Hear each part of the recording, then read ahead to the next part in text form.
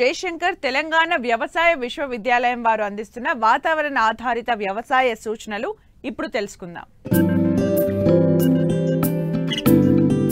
హైదరాబాద్ వాతావరణ కేంద్రం వారు అందించిన సమాచారం ప్రకారం రాబో 3 రోజులు రాష్ట్రంలో అనేక చోట్ల తేలికపాటి నుండి ఓ మోస్తారు వర్షాలు కురవనున్నాయి.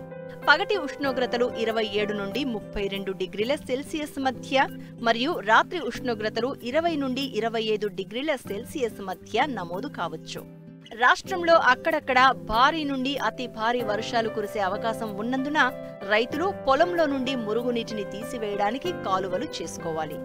ఇప్పటికే భారీ వర్షాలు కురిసిన ప్రాంతాలలో పొలం నుండి మురుగునీటిని వీలైనంత వరకు త్వరగా తీసివేయాలి. పురుగు మందులు పిచికారీ చేయడం తాత్కాలికంగా వాయిదా వేసుకోవాలి. ఉరుములు మెరుపులతో కూడిన వర్ష సూచనలు ఉన్నందున రైతులు విద్యుత్ స్తంభాలు, విద్యుత్ తీగలు, చెరువులు, నీటి కుంటలకు దూరంగా ఉండవలెను. అదేవిధంగా రైతులు చెట్ల క్రింద నిలబడకూడదు. పశువులు, గొర్రెలు, మేకలను చెట్ల క్రింద ఉంచకూడదు. అలుగుబారుతున్న చెరువులలో మట్టి కోతను నివారించేందుకు ఇసుక నింపిన సంచులను తాత్కాలిక అడ్డుకట్టలుగా వేసుకోవాలి.